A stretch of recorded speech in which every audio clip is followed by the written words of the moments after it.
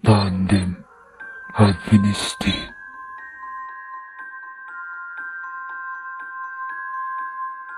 Sa mga lumang bahay, kadalasan ay may mga lihim na kwento.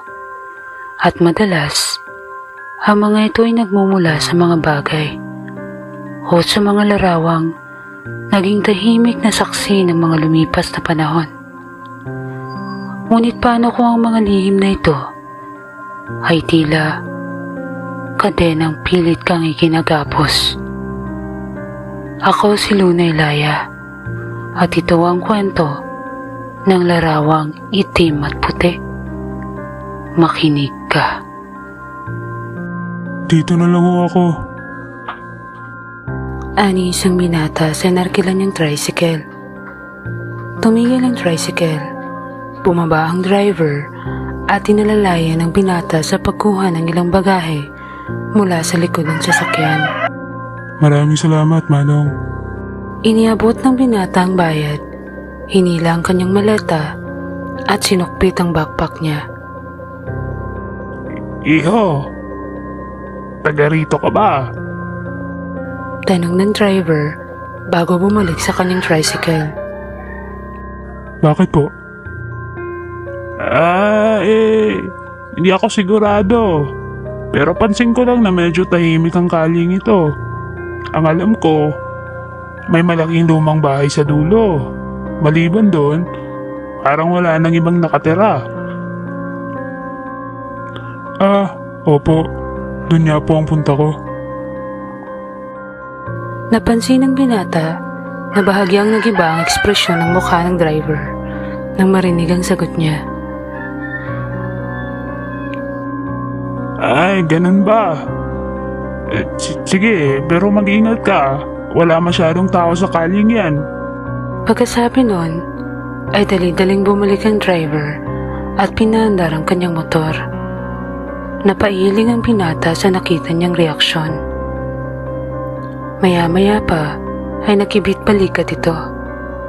Napatingin siya sa kanyang relo. 3:00 pa lang ng hapon, pero medyo madilim na sa bahaging iyon.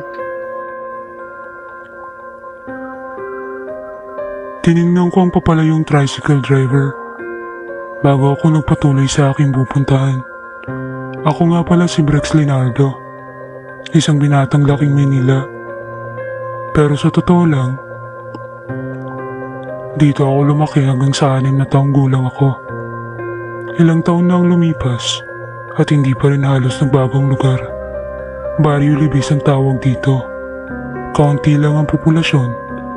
Tipikal na baryo sa probinsya. Ang huli kong punta rito ay noong 19 na taong gulang ako, kasama ang mga magulang ko. Iyon din ang taon na namatay ang aking lolo. Bakit ako nandito? Nag-resign ako sa kumpanyang pinagtatrabahuan ko at nagdesisyong magpahinga muna. Hindi naman tumutol si mama. Ang sabi nila, imbis na tumambay sa Maynila, mas mabuting umuwi ako sa probinsya para may kasama si Lola. Sakto namang summer at mainit sa lungsod, kaya umuwi na lang ako rito. Tahimik pa rin ang lugar. Ang kaling tinataha ko ay medyo isolated. Halos wala ng bahay na nakatayo rito. Hindi sa pagmamayabang, pero parte kasi ito ng lupang pagmamayari ng lolo't lola ko. Kaya puro kakahuyan ang makikita. Semento naman ang daan. Pinagawa pa ng yumao kong lolo. Kahit medyo rough road na ngayon dahil sa mga ugat at panahon. Nakarating ako sa gate ng isang luma, pero well-maintained na ancestral house. Nabutan ko si Manong Tanyo, ang hardinero ni Lola, na nagtitrim ng halaman. Manong! Tawag ko. Napalingon si Manong Tanyo na sa tansya ko ay nasa 55 taong gulang na. Uy! Sir Brex! Sabi niya, sabay lapag ng hawak ng gunting panghalaman. Pinuksan niya ang gate at kinuha ang maleta ko. Akala namin bukas pa kayo darating. Napaaga lang. Hindi na ako nakapagbigay ng update kay Lola. Si Lola ho? Andun sa loob. Sabik na sabik sa pagdating mo. Pinalinis pa nga niya yung isang kwarto na matagal ng bakante. Ganun po ba? Napangiti ako. Habang lumalakad kami papasok sa bahay, bigla akong natigilan. Hindi ko alam kung bakit, pero pakiramdam ko ay may nakamasid sa akin. Napatingala ako sa malaking bintana ng bahay. Hindi ako sigurado kung namalikmata lang ako, pero parang may isang malaking lalaki na nakatingin mula roon. Bagay akong naikunot ang noo. Bagay akong naikunot ang aking noo. Bricks! Biglang napalingon ako sa pagtawag ni Lola. Nakita ko siyang nakangiti, sabay yakap sa akin. Gumanti ako ng yakap. Muli akong tumingin sa bintana. Wala na ang anino. Namalikmata lang ba ako? Tanong ko sa sarili ko. Ay, bata ka. Di man lang ako na-update na ngayon ka pala darating. Di sana nakapaganda ako. Napangiti ako at tinakbayan si Lola.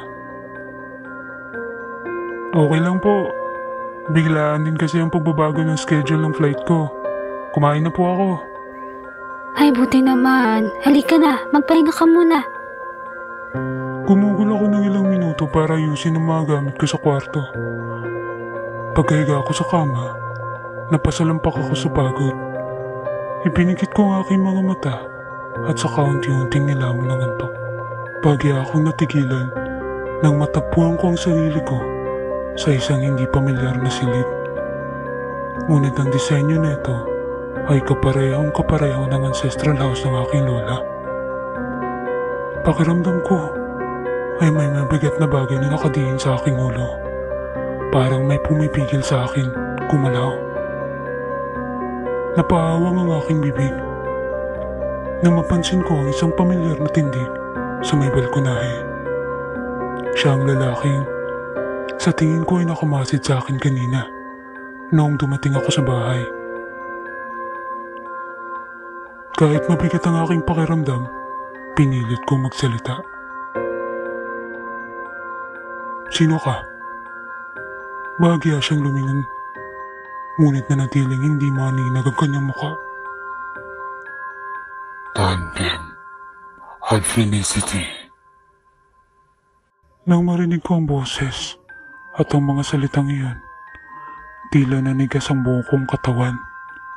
Ang boses niya ay parang nanggaling sa ilalim ng lupa. Malalim, malamig, at hindi ko maintindihan ang kahulugan. Pagkaraan ng kanyang sinabi, bigla akong may naramdamang puwersang tumama sa akin para akong itinapon patras. Bricks!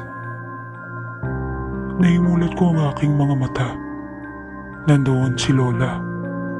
Nakatingin sa akin na may halong pag-aalala. Basa ako ng pawis at mabilis ang tibok ng aking puso. Lola. Para kang minabangungot. Buti na lang at hindi nakalakang kwarto mo. Ani Lola, habang marahang hinihimas ang aking likod.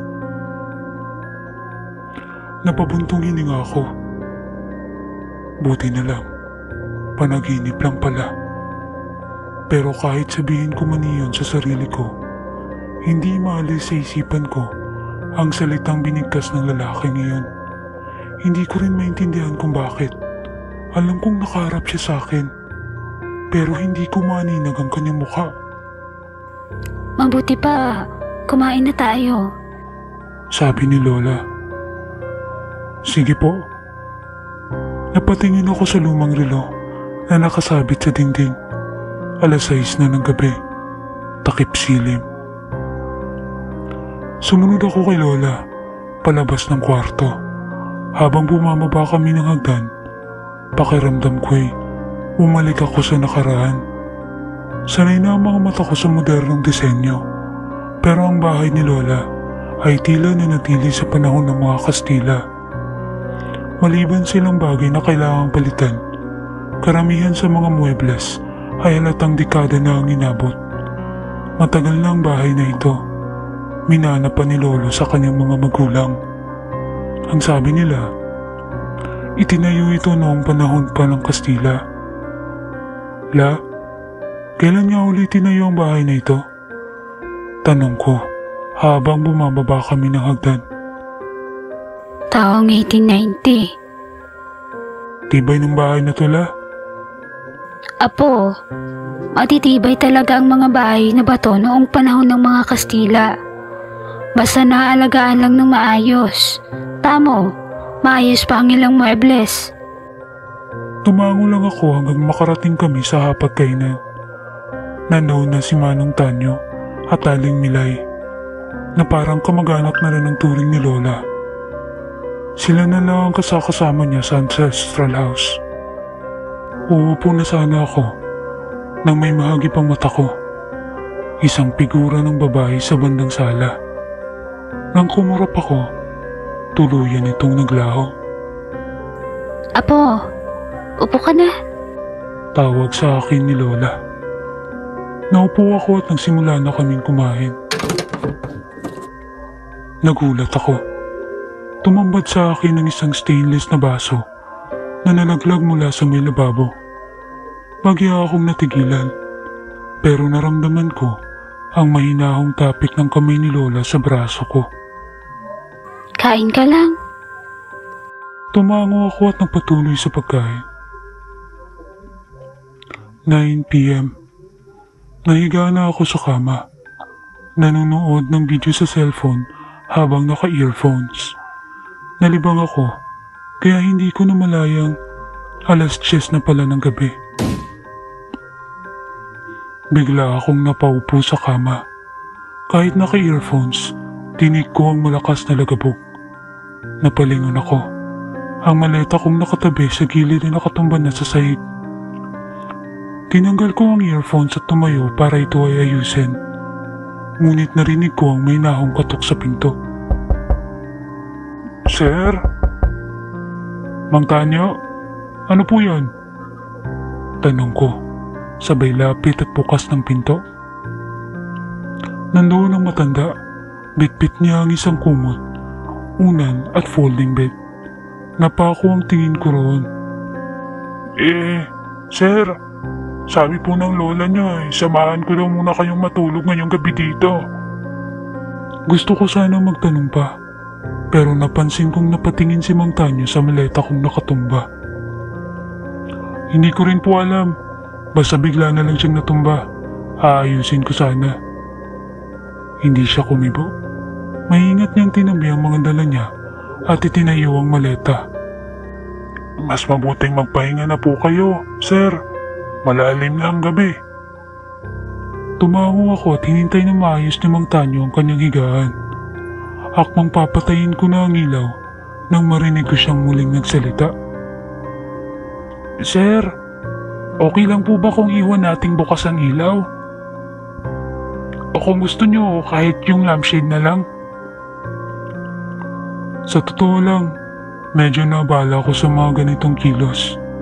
Pero naalala kong si Lola ang nagutos at matagal na rin sa amin si Mang Tanyo. Parang tatay ko na rin siya. Kaya pumayag ako. Hindi pa rin mawaglit sa isip ko ang mga kakatuwang pangyayari simula nang dumating ako sa ancestral house namin.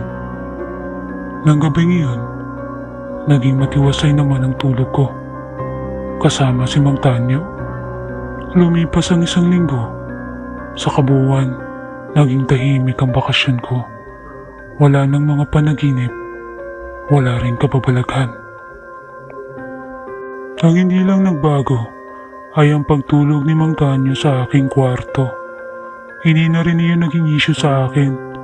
Sa katunayan, mula nang may kasama ko sa silid, hindi na ako nanaginip ng masama. Isang umaga, pagkatapos naming magagahan, sinamahan ko si Lolang maglakad sa hardin bilang ehersisyo. Pagbalik namin sa loob ng bahay, umakyat ako sa itaas at naglakad-lakad sa pasilyo. Biglang nagsalubong ang kilay ko nang mahagip ko ang saktong lugar kung saan ko nakita ang figura ng lalaking nakamasid sa akin. Lumakad ako palapit at natigilan ako nang mapansin ko ang isang larawang nakasabit sa dingding.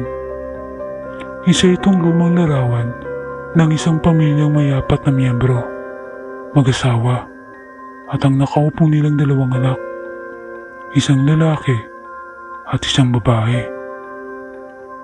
Base sa kanilang ayos at pananamit, malinaw na kuha ito noong panahon pa ng mga Kastila.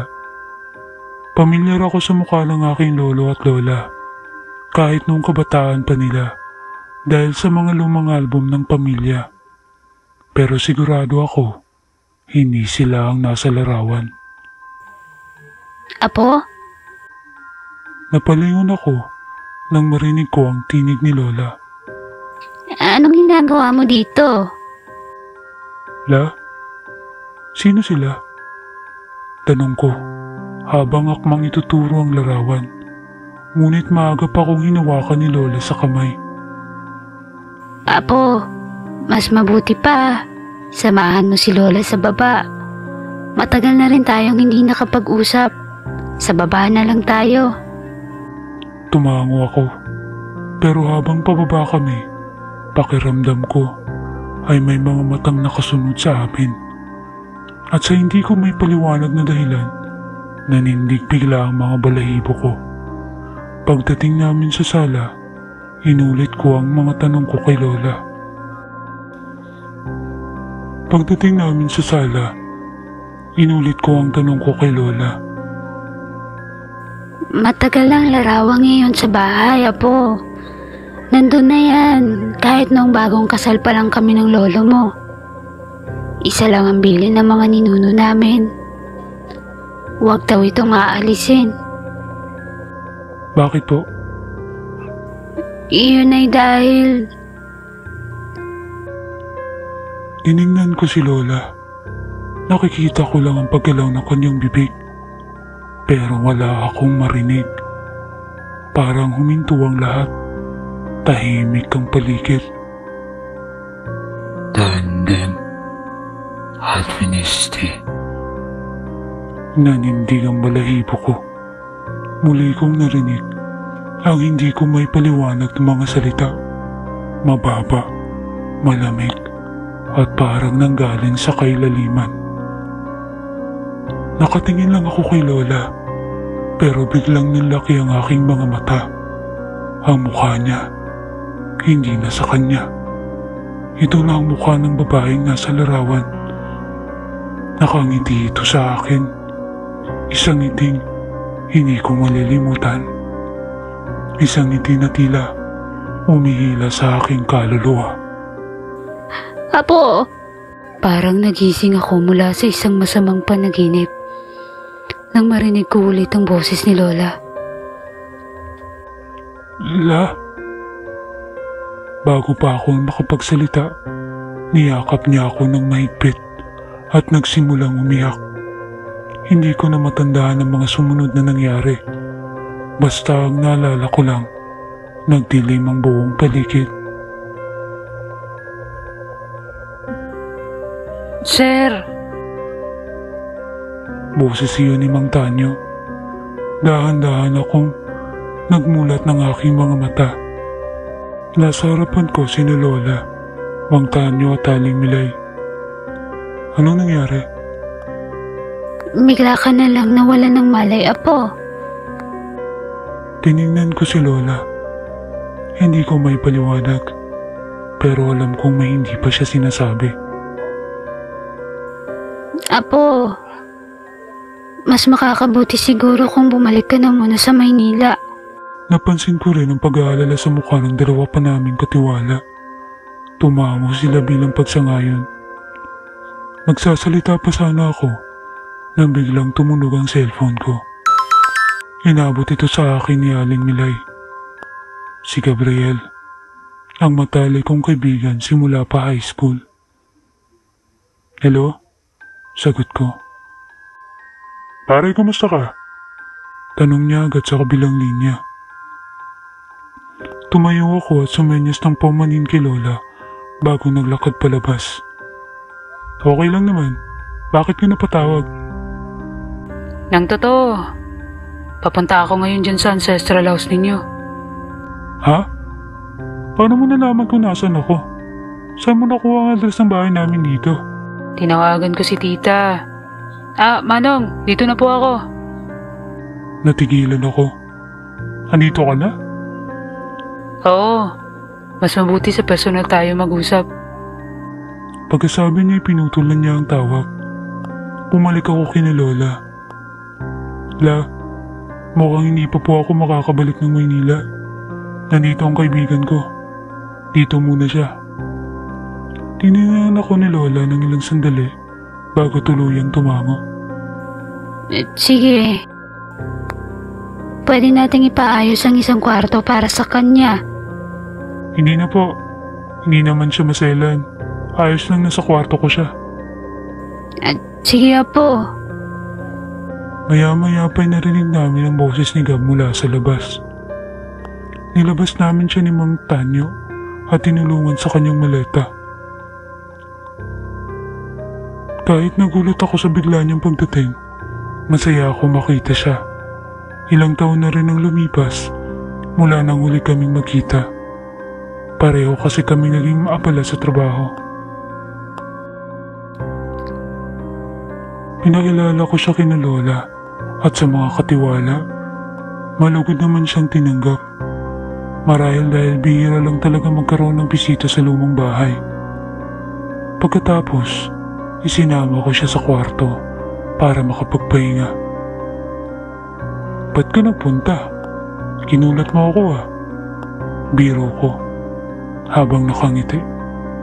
Pero napansin kong hindi agad siya sumagot. Tinititigan lang niya ako. Pare, okay ka lang ba? Ha? Oo naman. Bakit? Briggs, 2 gabi na akong nananaginip ng masama. Natahimik ako. Noong high school pa kami ni Gab, siya ang kilala sa klase na madalas magkwento ng mga panaginip. Madalas siyang pagtawanan. Pero ako lang ang naniniwala sa kanya. Kadalasan kasi, totoo ang mga panaginip niya. Kaya nang sabihin niyang napanaginipan niya ako, biglang bumigat ang hangin sa paligid at nanindig ang balahibo ko. Anong napanaginipan mo? Tungkol sa akin? Briggs, napanaginipan kitang nakakadena at nakita kong para kang nauupos habang nakatali.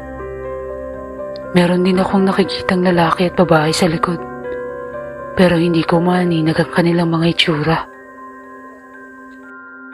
Pagkarinig ko sa sinabi ng kaibigan ko, napabuntong hininga ako. Pagkatapos ay ikinuwento ko sa kanya ang mga karanasan ko sa bahay, kasama ng larawang itim at puti na nakita ko. Tinanong mo ba ang lola mo? Umiling ako, bago ko nalala ang sinabi ni Lola. Sabi nila, ang larawang yun ay galing pa sa mga ninuno ni Lolo at bilin sa kanila na huwag daw itong tanggalin. Kaibigan, tingin ko, may kaakibat na sumpa itong bahay niyo. Kahit nang dumating ako kanina, hindi talaga magaan ang pakiramdam ko dito sa loob. Napalingon kaming pareho sa pinanggagalingan ng ingay. Galing ito sa pinto ng silid na biglang sumara, kahit wala ng mga hangin. Nagkatinginan kami ni Gabriel at napansin ko ang pagkuha niya ng cellphone upang tumawag. Hello? Kuya? Pasensya na. Meron lang akong gustong ikonsulta. Narinig kong binanggit niya ang mga naging karanasan ko at medyo tumagal ang usapan nila. Nang ibaba niya ang cellphone, tumingin siya sa akin. Briggs, mas mabuting kausapin natin ang lola mo. Kailangan nating malaman ang dahilan kung bakit mo nararanasan ng ganito. Tumango ako at sabay kaming nagtungo kay Lola na nabutan namin nga sa kanyang silid. Ano yun mga iho? Tanong niya. La, meron lang po sana kaming gustong itanong sa inyo. Tiningnan muna kami ni Lola saglit, saka tumango. Upo kayo. Nang makaupo na kami, inadyoke ako ni Gab na ikwento kay Lola ang lahat ng naging karanasan ko simula nang dumating ako sa lumang bahay. Bahagyang tumungo si Lola, sabay hawak at pisil sa aking kamay. Apo, alam mo ba kung bakit umalis kayo ng pamilya mo dito noong bata ka pa? Umiling ako. Masyado pa akong bata para malala ang mga pangyayari. Nakita kong tumulo ang luha ni Lola. Noong 6 na taong gulang ka pa lang, palagi mong sinasabi na may nakikita kang lalaki. At minsan, isang babae na pilit kang isinasama. Kapag tinatanong ka namin, ang palagi mong itinuturo ay ang mag-asawang nasa larawang itim at puti sa pasilyo. Gabi-gabi ka rin nagigising at sinasabi mong may naririnig kang kadenang hinihila tuwing madaling araw. Kaya nagdesisyon kaming iluwas ka ng Maynila. Pero Lola, Ani Gab, bakit ngayon ay nararanasan pa rin ito ni Briggs? bago pa man makasagot si Lola, muling pumasok sa isip ko ang katagang palagi kong naririnig. Tandem at Venicity. Napatingin sa akin si Gab, waring nagtatanong. Kung hindi ako nagkakamali, sabi ko, yan ang palagi kong naririnig mula sa isang boses ng lalaki. Nang marinig ito ni Gab, tinype niya agad sa cellphone niya ang mga salita at napansin kong bahagya siyang natigilan, sabay tingin sa akin. Ayon dito, galing sa salitang Latin ng mga katagang yun. Ipinakita niya sa akin ang screen ng cellphone niya at nanindig ang balahibo ko nang mabasa ko ang kahulugan. At last, you have arrived. Nang mabasa ito ni Lola, kita ko rin ang biglang pagkahindik sa kanyang mukha. Bakit po hindi inaalis ang larawan na yon? Tanong muli ni Gab. Bago pa man namin manahin ang bahay na ito mula sa lolo mo, sinabihan na kami ng kanyang ama na bawal daw itong alisin. Maaaring may masamang mangyari kapag ginawa namin yon. Napansin ko ang bagyang pagangat ng kilay ni Gab. La, opinion ko lang po ito. Pero sa tingin ko, mas malala pa ang mangyayari kapag hindi nyo inalis ang larawan. Huminga ng malalim si Lola bago nagsimulang magkwento. Nang ikasal ako sa lolo mo, naibahagi niya sa akin ang isang pinakatagong lihim ng pamilyang ito. Hindi rin niya alam kung kailan nagsimula ang lahat. Pero ayon sa kanyang ama, tuwing ika-10 taon, ay kailangang may isang lalaking miyembro ng pamilya ang manatili rito sa bahay at kailanman ay hindi siya maaaring umalis. At kung hindi, sinasabi nilang may sumpang kakapit sa buong pamilya. Tumingin si Lola sa akin. Briggs, nung isinilang ka, iyon ang ika-10 taon. Batay sa talaan ng mga kalalakihan sa pamilya. Tumayo si Lola at may kinuha mula sa isang lumang drawer. Isang diary na halos bagnas na sa tagal. Tinignan namin ni Gab ang laman at nakita namin may talaan ng mga pangalan ng mga lalaki kasama ang taon ng kanilang kapanganakan o pagkamatay. Pinakauli sa listahan ay ang pangalan ng aking lolo. Inangat ko ang tingin ko at doon ko nasilayan ang lungkot sa mga mata ni Lola.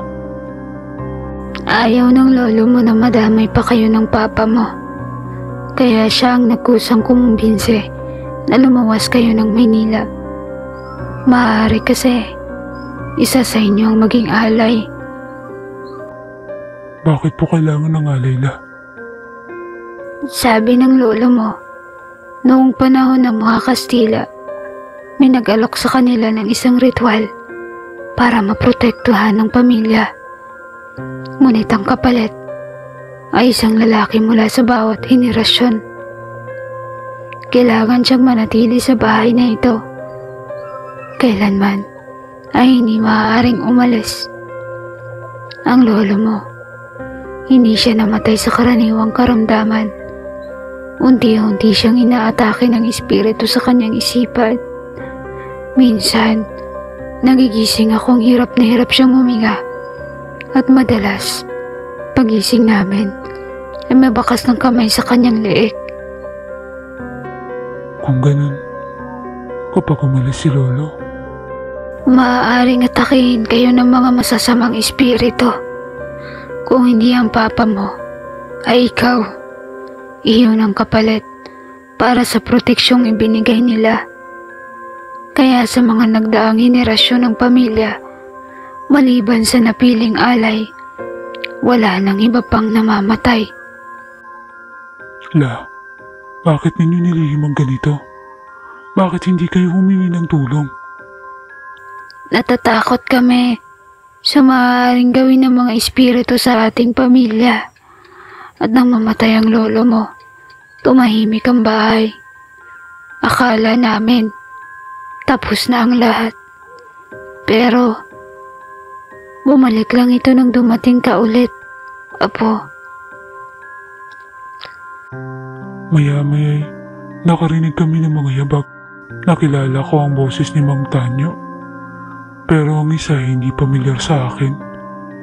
Napansin kong tumayo si Gab at lumabas ng silid.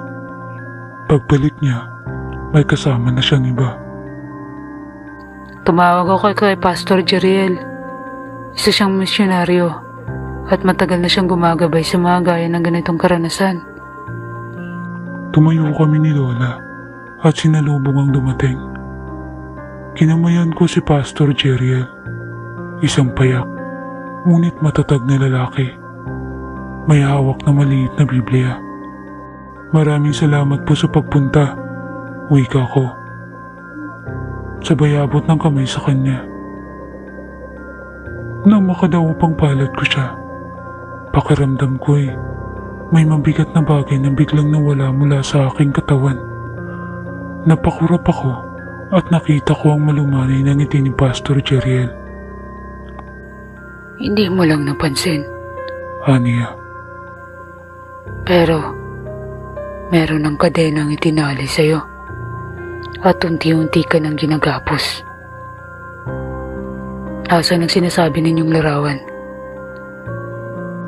Nagkatinginan kami ni Lola. Saka kami sabay-sabay lumabas ng silid at tinungo ang pasilyo kung saan nakasabit ang larawang itim at puti. Ngunit bago pa kami makalapit, may nahulog na vase sa harapan namin. Hinila ko si Lola palapit sa akin. Pakiramdam ko may malakas na puwersang pilit kaming pinipigilan habang papalapit kami. Pero naririnig ko ang dasal ni Pastor Jeriel. Sa ngalan ni Jesus, kinikilala namin ang kapangyarihan ng Diyos na higit sa lahat ng espiritu, mabuti man o masama. At ngayon, tinatapos namin ang pagkakabihag ng tahanang ito sa anumang espiritong hindi sa Kanya. Sa bawat bigkas niya ng dasal, lalo namang gumagana ang aming paglakad. Napatigil kami nang sabay naming makita ang maitim na usok na unti-unting lumalabas sa larawan. Dahan-dahan itong bumuo ng anyo ng isang lalaki at babae. Ngunit hindi ko pa rin maninag ng malinaw ang kanilang mga mukha. Nosteres. Bulalas ng tinig mula sa nilalang. Nahindik ako nang marinig ko ang boses nila. Parang galing sa ilalim ng lupa. Mahigpit akong hinawakan ni Lola at ramdam ko rin ang kamay ni Gab sa aking balikat. Panginoon namin Diyos, Ikaw ang hari ng liwanag. Sa oras na ito, lumalapit kami sa iyo na may buong pananampalataya na sa pangalan ni Jesus, walang anumang espiritu ng kadiliman na magtatagumpay. Sa pangalan ni Jesus ng Nazareth, ako'y naninindigan laban sa espiritong hindi mula sa iyo. Wala kang kapangyarihan sa pamilyang ito. Wala kang karapatan sa tahanan ito. Tinatawag ko ngayon ang presensya ng banal na espiritu upang linisin ang bawat sulok ng lugar na ito. Sa liwanag ng katotohanan, nawawasak ang bawat kasinungalingan at itinataboy ang bawat anino ng kadiliman. Ramdam ko ang puwersa na parang umaatake sa amin. Pero kasabay nito ay ramdam ko rin ang puwersang pumuprotekta. Maya-maya, narinig ko ang tinig ng Pastor Jeriel. Magdasal kayo. Briggs, magdasal ka. Mas makapangyarihan ang ating Panginoong Hesus kaysa sa mga masasamang espiritong sugo ng kadiliman. Ipinikit ko ang aking mga mata. Aaminin ko, hindi ako ang tipo na madasaling tao. Pero pakiramdam ko ngayon, may umuudyok sa akin na manalangin. Panginoon, kung may bigat akong minana, kung may sumpang pilit na kumakapit sa akin at sa aming angkan, hinihingi ko po ang iyong paglilinis. Tinatalikuran ko po ang anumang lihim, galit o kasalanan ng aming nakaraan. Sa ngalan ni Jesus, palayain niyo po ako at ang aming pamilya. Bigla akong naramdaman ng isang malakas na puwersang bumagsak mula sa taas at narinig namin ang sigaw ng mga espiritu mula sa larawan. Tila nasusunog sila. Kaya ngayon, sa kapangyarihan ng pangalan ni Jesus, inuutusan ko kayong umalis. Lumayas kayo sa lugar na ito at huwag na kayong bumalik. Ang liwanag ng Diyos ang sumakop sa bawat sulok ng tahanan ito. Si Jesus ang hari ng pamilyang ito at sa kanyang pangalan, kayo ay mapuksa. Isang malakas na sigaw ang muling umalingaw-ngaw. Tila ayaw pang sumuko. At sa isang kisap mata, nawala ang mga figurang galing sa larawan. Kasabay nito ang pagbagsak ng nakasabit na portrait. Tahimik. Dahan-dahan kaming lumapit at ang nakita namin sa frame ay puro maitim na dungis. Tila sinunog ang dating larawang naroon. Lumipas ang ilang araw. Wala nang biglang tunog. Wala nang panaginip. At higit sa lahat, wala nang mga matang sumusunod sa akin. Tuluyan ng sinunog ni Lola ang larawan. Sa halip, isang simpleng frame ng Joshua 24:15 ang isinabit. But as for me and my house, we will serve the Lord.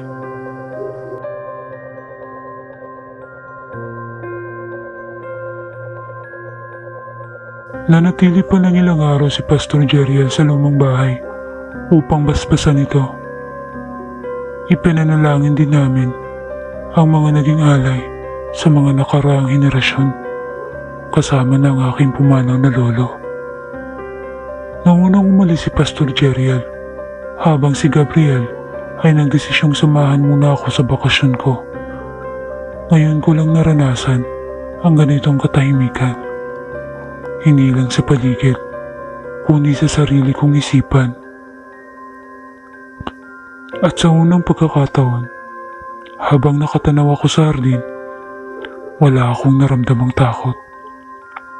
Ako si Briggs Leonardo at ito ang kwento ng larawang itim at puti.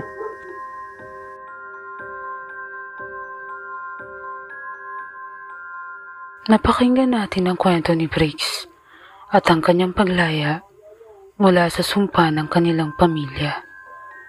Naway magsilbing paalala ito na hindi lahat ng ating hinihiling ay walang kapalit. Ako si Luna Ilaya At ito ang isa sa mga kwentong bumubulong tuwing 3:00 ng madaling araw. Kung nagustuhan mo ang kwento, huwag kalimutang i-like, mag-comment at mag-subscribe. Pakinggan ang iba pang kwento sa 3:00 at sabay nating tuklasin ang mga lihim na bumabalot sa dilim. Basahin ang buong bersyon sa Wattpad. Link sa description.